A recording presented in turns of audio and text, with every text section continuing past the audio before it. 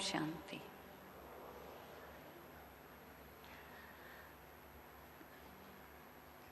The Avyak Murli of 24th October is up on the site in English and in Hindi, so I'm sure many of you have been looking at it.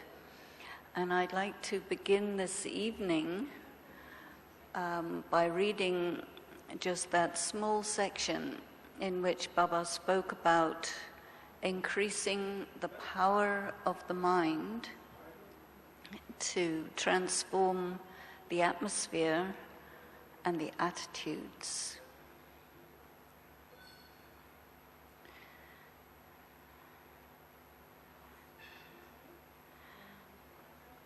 So Baba says, according to the atmosphere of the world, the majority of the children need power of the mind. The mind must be powerful in order to transform the atmosphere through powerful sakash. So we have to think, what is a powerful mind and what is really sakash?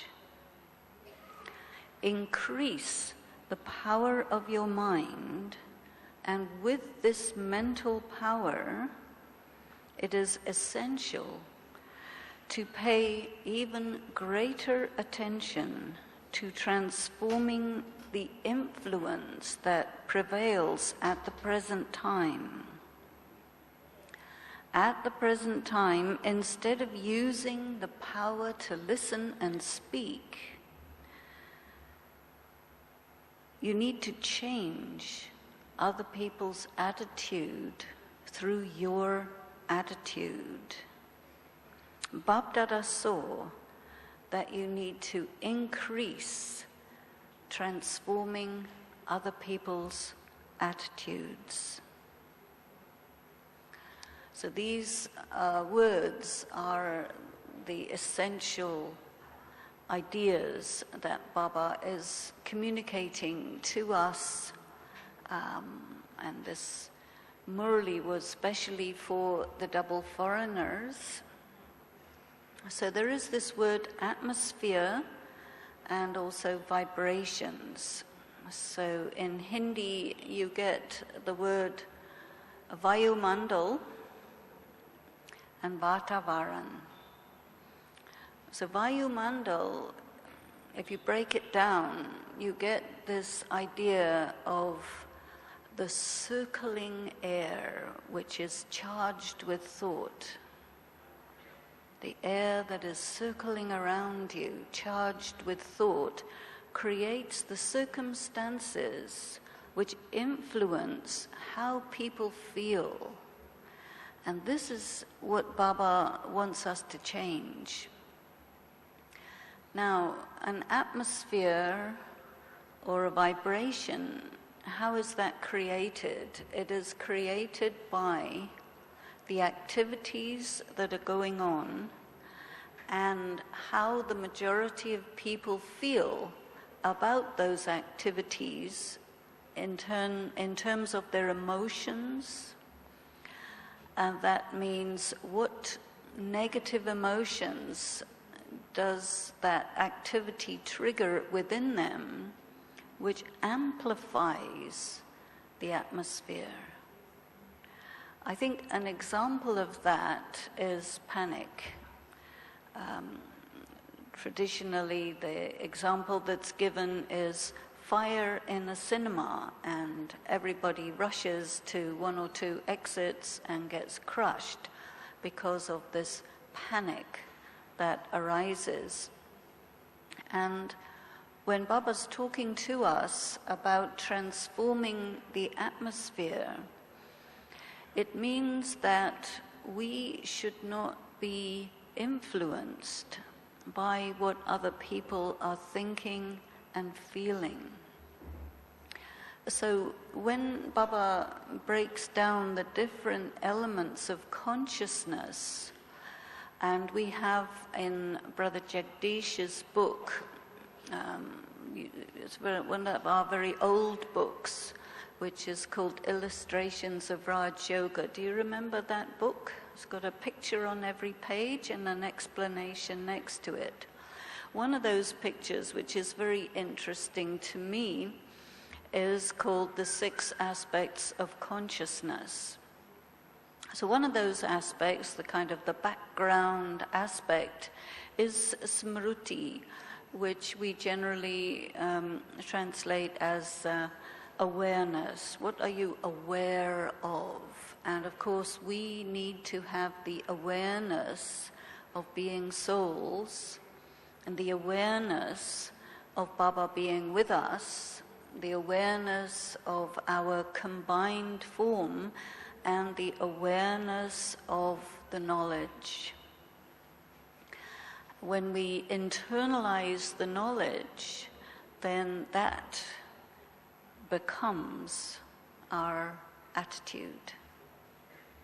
So attitude is also used in French, attitude, to mean position. So your vritti, your attitude, is the position you take on the basis of your awareness, your knowledge, your feeling about who you are and who you are with when you're faced with any particular circumstance or situation.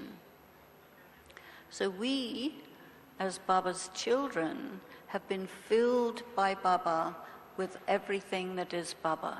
He's completely filled us with his love, with his knowledge, with all of the experiences of the sustenance of our relationships with Baba. And as we could also see from Baba's abrupt departure on the 24th, that the time that Baba is with us in the physical is becoming less. I remember when Baba left the body and became avyakt, everybody said to Baba, after he began to come through Dadi Gulzar, that Baba, you said that you would be with us until the end. What happened? You've gone and left us.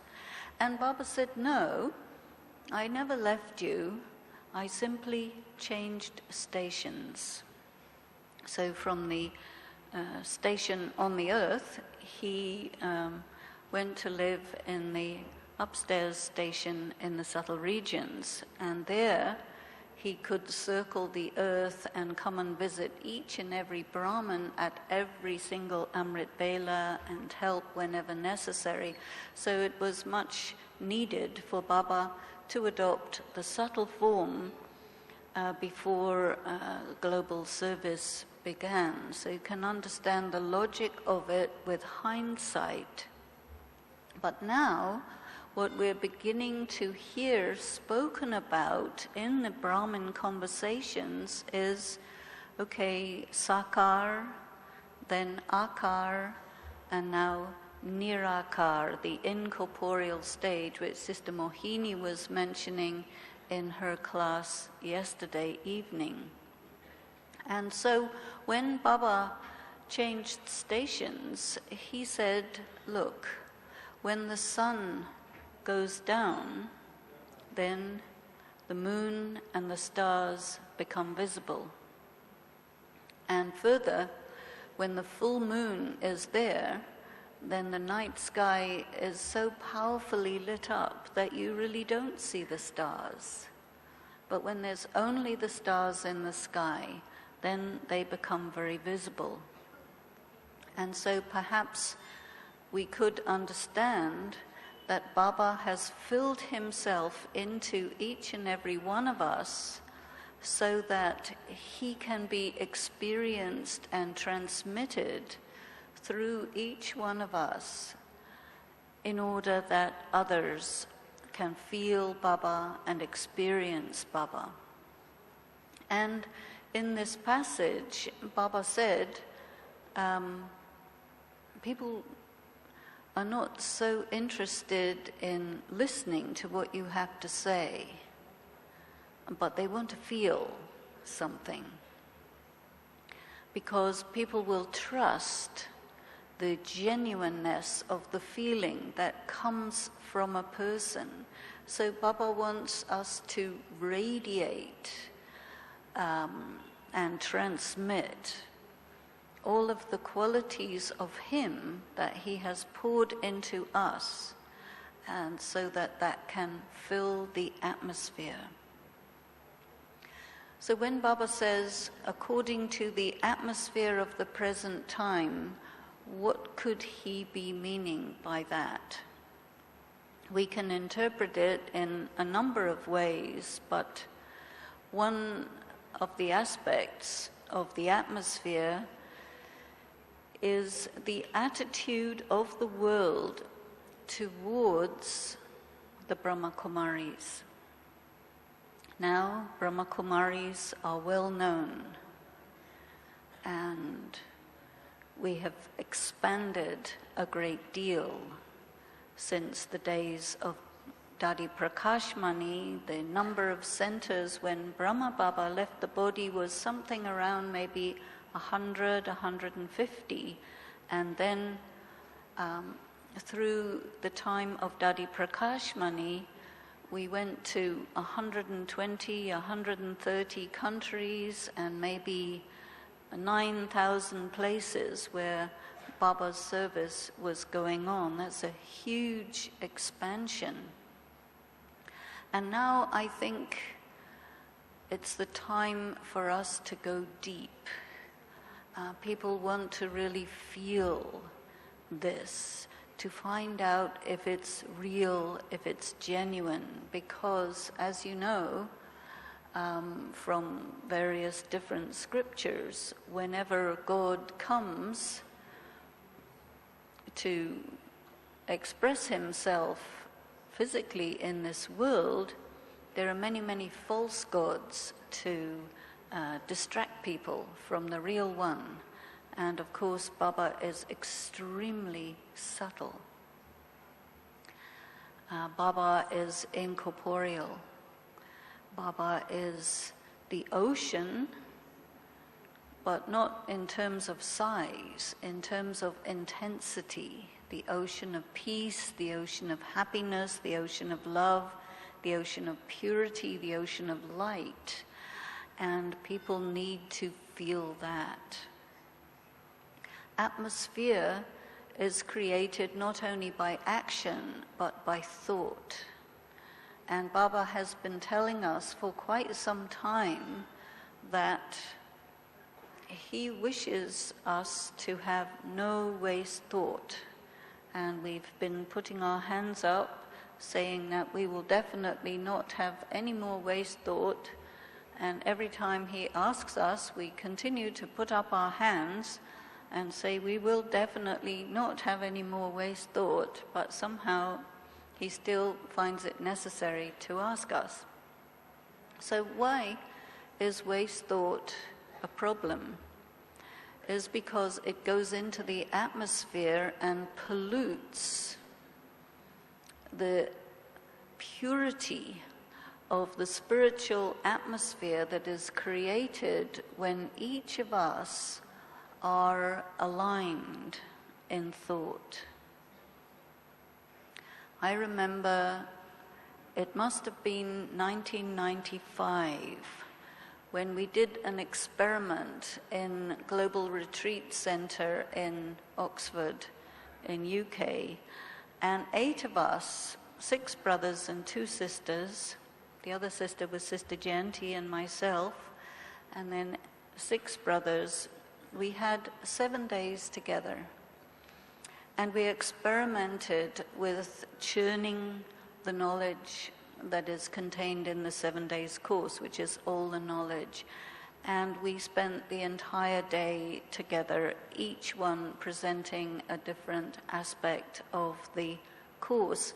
And by the end of that week, all of our minds were completely aligned with each other.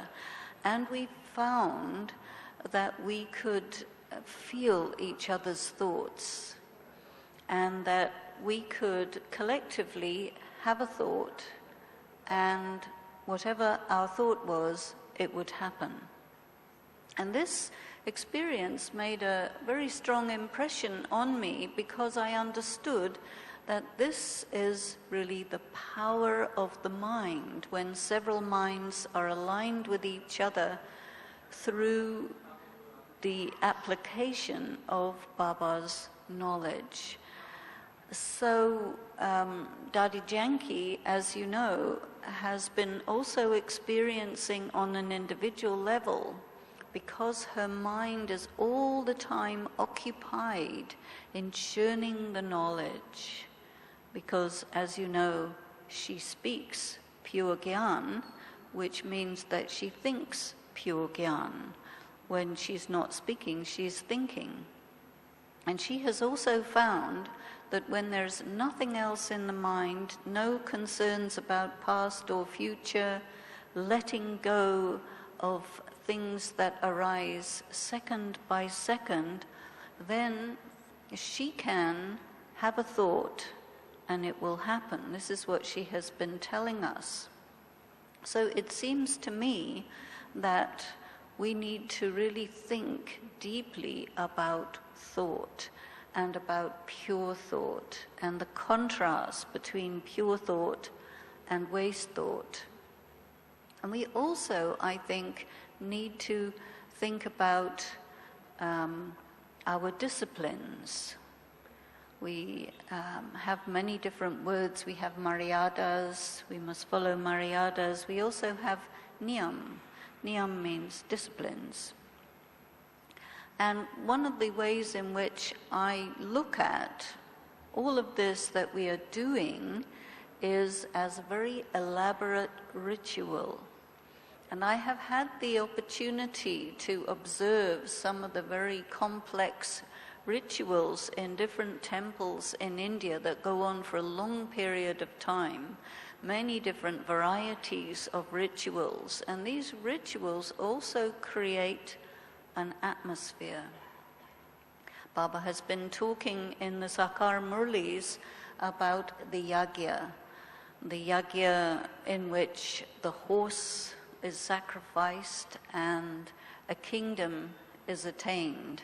And the aim when people set up yagyas is in order to avert a calamity. That's the purpose of a yagya in bhakti. And so it is done when the omens are very negative. And so I think there is some kind of correlation here, where Baba is seeing that the atmosphere of the world is really negative. My calculation is probably at any given moment, at least 1 million people are in process of getting tortured. In the news it says every 3 minutes a woman in India is violated. So when people are experiencing these things, what is happening in the mind? That reaction to that violence is going into the atmosphere and creating an influence where people begin to pick up and to be infected by the atmosphere of fear. And fear is such an atmosphere where people lose their ability to reason, they lose their ability to be detached and to be proactive. And so I think that Baba, obviously Baba picks up everything that's going on. We may not be so sensitive to what's happening in the mind space, what's being put into the atmosphere by the thoughts and feelings of the 7 or so billion people who are experiencing many varieties of difficulties. And how many are we? Well, in the Brahmin family, we are about 1 million. And of course, we are number wise. And so perhaps if we take maybe 10% of that million, 100,000, as it says in Lucinda Drayton's song, 100,000 angels, that's about a good number, to be perfectly aligned in not just only thought at a particular moment, but in the kind of ritual of the Brahman life. You know, we get up with music and we come for Amrit Vela and we remember Baba collectively, and then we bathe and then we come again to remember Baba. And Baba has now been introducing these punctuation points of traffic controls throughout the day, so that collectively we are creating this kind of rhythm of an atmosphere of silence, which is just going out into the atmosphere. And now that we have Brahmins almost in every country of the world, and certainly in every time zone, there is a wave of Amrit Vela, there is a wave of world meditation that goes around the world all the time. And this very subtle rhythm, this energy that is moving around the world, is getting slowly amplified.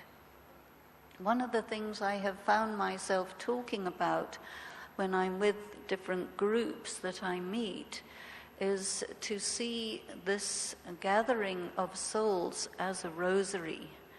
Whenever we come together in large or small numbers, we very often sit together in a circle, and that is a rosary right there. What we need to have as a bead of the rosary is a completely open heart, so that the energy of our feelings and our thinking can pass through. And you can imagine an energy of Baba's light and Baba's love circling through each large or small rosary, which means we have to have such trust and faith and good feelings in each other. And our power of the mind that Baba's talking about, one of the acts of a powerful mind is to stop a waste thought right in its tracks. Sometimes I have shown people a little video of a samurai swordsman who cuts a bullet before it hits him. So that's very fast. And what happens to us is our minds will get hit by some perception, something someone says or something that we interpret, and it will change us from being the pure, peaceful, loving, blissful being of light into someone who is blocked. And then the energy can no longer flow. But if the mind is powerful and perceptive, you will see, yes, stop, don't come. So fast, you know, Baba had told us last year, we have to have tivra purusharat. And generally that was translated as intense effort. But the actual word tivra in Hindi means fast. So what is the speed of thought? Well, it's instant. So what is fast effort? It is to have an instant response to any provocation so fast that you see the provocation even before it happens. So then the heart never gets hit because you took it out before it hit. That, to me, is the speed that perhaps Baba is wanting us to have, which is existing in the martial arts, so why not in Raj Yoga? We work with thought, and thought is so subtle, but yet it is having such an extreme impact because thought is traveling from one mind to another, and the atmosphere is full of thoughts, jangling thoughts of every variety. And what does Baba want us to do is smooth the atmosphere through this circling of, I think, the energy of Baba's remembrance, of light, of love, of the ability to cause any provocation to be instantly neutralized so that it has no impact on us. What would happen if we become expert in this type of mental activity? It's almost a kind of gymnastics of the mind. The mind can be seen as an instrument of perception, but also as a muscle, which can cause thought to go at a certain speed in a certain direction and fill the atmosphere. So, together, if we smooth the atmosphere, what happens as a result? People who are used to having jangling, random thoughts going on, they feel it, and they like it because it is so healing, it is so comforting, so peaceful. It is what a person needs. And when a person could feel some tsunami of gentle thoughts washing over a big number of people who are negatively affected by concerns, worries, fears, and maybe even paranoia, but they would wonder, don't you think? They would wonder, where did this come from? Because Baba is saying that when we say something, it doesn't do the job. When we become something, not just individually but collectively, then that what we are is very much amplified. If you can imagine, 100,000 thoughts of the same variety just moving like a river, definitely it will be felt. It becomes tangible. Shiv Baba is so subtle. Brahma Baba is so subtle. The Avyakt form is so subtle. And Baba is asking us, now practice the Avyakt stage. Practice being completely pure, completely subtle, completely still and quiet. And we see Dadi Gulzar, how still she is, how quiet she is. And whenever we see Dadi and we feel the atmosphere coming from her, what does it do to us? It pulls us in and we feel, oh yes, this is how we should be. Do you not feel? And so then when Dadi is not there anymore, perhaps we go back to our less still state of being. But how did Dadi become like that? Dadi became like that because she was interested. And it's really the interest that enables a soul to pursue that effort to become that and actually become a virtuoso state of stillness. Can you imagine if you would be virtuoso in being still, gentle, quiet, just light, and how powerful that is in influencing anyone who would be around.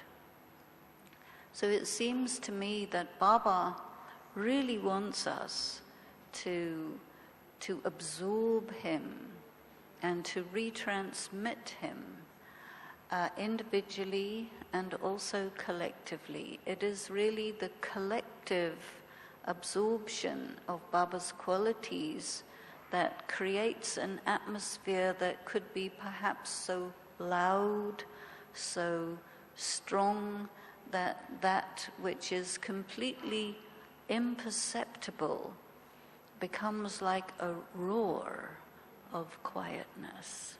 And then, where would people's attention go? They would look for it. What is the source of this thing? And I think this is the kind of service that Baba is now wanting us to do. We have done a great deal of running around, and if you talk to each other, you know, you hear about how everybody's kind of exhausted by running around, trying to keep up with the emails and trying to, you know, go from A to B to C to D, and we reach people a few at a time. Nowadays, you can see there's cameras everywhere, there's screens, there's websites, there's many, many ways using technology to actually arrive in different people's living rooms. And we have the very beautiful experience of how popular Sister Shivani's programs are. Anywhere you go in the world, Shivani and Brahma Kumaris has become practically synonymous. And she has really put Brahma Kumaris on the map by visiting people regularly in their homes and talking to them in a very simple way about Baba. And this, I think, has changed the atmosphere in the sense of atmosphere being reputation. The atmosphere about Brahma Kumaris is we like it. We experience that it benefits us. We want to sit in front of the TV and listen. And once a person has listened a few times, this raises the desire within to go to the center. And so many people come to the center from that source. Now we have meditation course online. We have Peace of Mind TV. So we have many, many ways of actually replicating the classes and the courses and the meditation commentaries so that it's flying everywhere and through the social media and so on. So now I think Baba is satisfied with that spreading on the physical level, especially through technology. But what is missing is the vibration. That a very subtle movement of thought through the airwaves that can, you know, spread across the world like a kind of a pulsation. You know how when we are really having a good experience of meditation, what do we see, what do we feel? We feel Baba's rays and we feel pulsations. Do you feel pulsations? Yeah, they just come like a heartbeat from that point source of light, and we kind of take it into ourselves like breath or like light or like energy, and we just don't want to move when we've managed to get that going, you know. And sometimes it takes us quite a lot of time. And today I was having lunch with one sister, and she just was in such a hurry. She gave a quarter-second drishti and was ready to eat it up and leave in 30 seconds. And I said, you didn't even have time to give drishti to your lunch?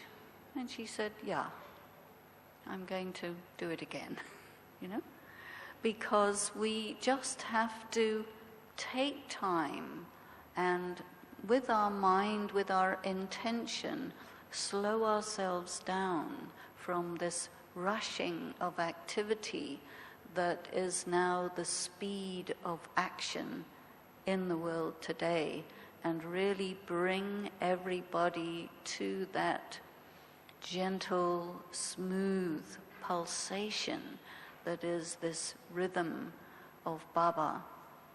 He is in his eternity, and he is blissful, and he just stays blissful, and we are his children. So whatever is the state of being of Shiv Baba, we have the possibility to be in that same state of being, but simply we have to decide to be with Baba. This is why I think the practice of the combined form is very, very helpful, because we, when we act with Baba, then it pulls us into Baba's speed. When we are with the world, then we are in world speed, which is very innovated, very rapidly running round in circles, getting nowhere fast. Do you sometimes experience this? And then we say, this cannot be a yogi life, because after all, Baba tells us, remember your Swaman, And what is our Swaman? Normally we say self-respect, but as you know, I always play with the words, and I thought, well, how else is the word man used? And it's also used to mean honor. So for me, thinking about the way in which I honor the information that Baba gives me about me. Baba says, you are my child, honor that. So my self-honor is I am the child of God. This is my identity. I am the Swadarshan Chakradhari, the one who spins the cycle. I am filled with information about what I am, and then we think about, okay, what will I do?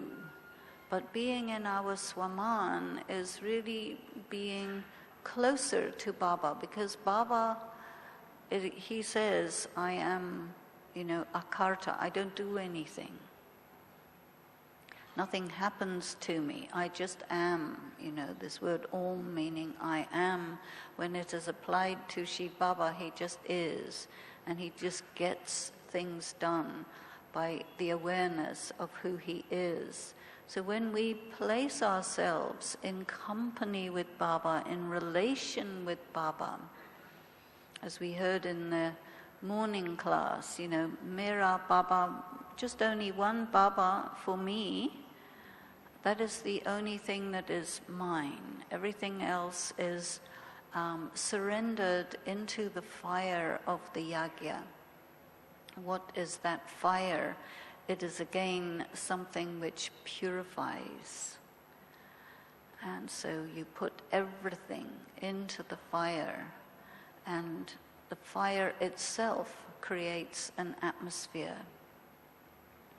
In bhakti, they will put ghee into the fire, and this ghee burning will also create the atmosphere. The incense sticks that are burned, they create an atmosphere. And sometimes in India, they use the analogy in classes that each of us must practice to be an incense stick, which is slowly burning itself to nothingness and transforming the tangible, visible self into just smoke.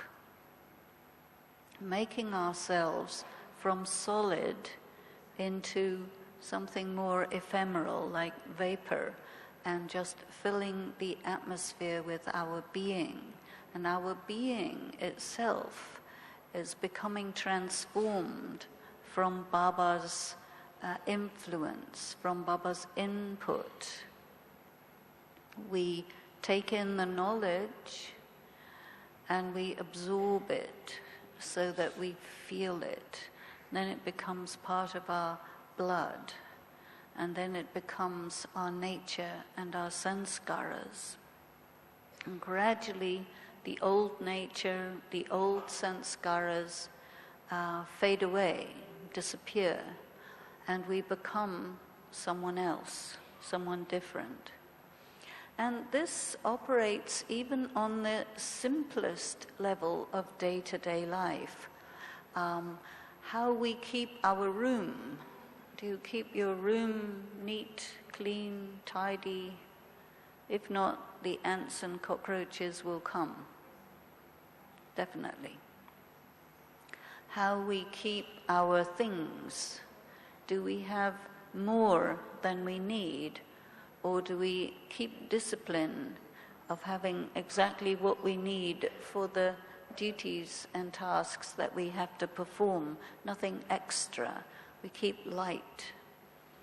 When we go for food,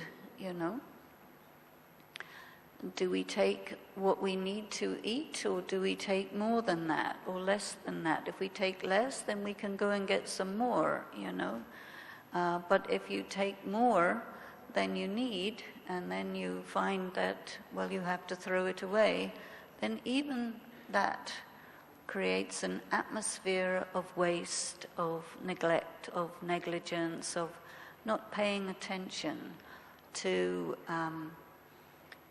being accurate. So our accuracy operates in many, many ways and on the simplest level of our life. So to make our lives like choreography, and because every day our lives are motivated by this rhythm that Baba has given us, the waking up, the Amrit Vela, the class, the traffic controls, the different duties, working to get everything done in between traffic controls. I think the sign of not getting it right is that the traffic control happens right when you're about to drink your tea, which you want to drink because it's hot, and if you wait until after traffic control it'll be cold. So it's just a little sign of a glitch in the atmosphere. So I think that the way that Baba's considered by the people of the world, the scientific community, they say everything about the natural world is so perfect, so ordered, so exact, so ideal, that there must be, the intelligence of the Creator behind it to create that, you see. This is how they say there must be God, because you can see the creation, so it implies the Creator. But Baba says, actually, I don't really make the physical world, but the perfection of the physical world is, in a way, a byproduct of the perfection in the family of humanity that Baba has created. And so all this knowledge, all this experience that Baba has filled into us in our Brahmin life, all of that is, I think, a very elaborate ritual which is designed to create gradual but irreversible change.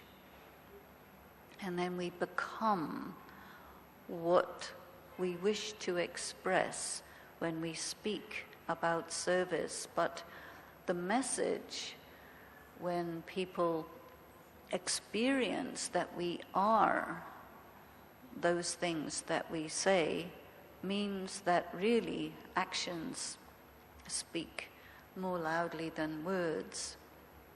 I think people have faith when they see us are you the same on stage as off stage? Are you the same when people are, when you're unaware that somebody's watching you?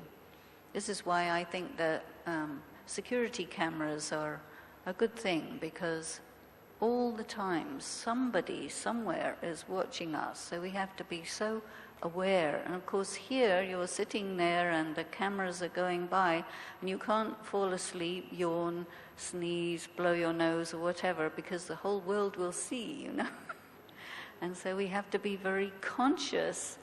Baba had said he has put us on display, and that's not just only how we look, but also the atmosphere that's coming from us, the feeling that is there within us, the relationships that we have with each other. Definitely that is a form of communication, because when anyone comes to Madhuban, to Shantivan, to any center, okay, they know the program is nicely choreographed, but what will they look at, How do these BKs relate to each other? How do these BKs feel about each other? What is the drishti that's going between one BK and another BK?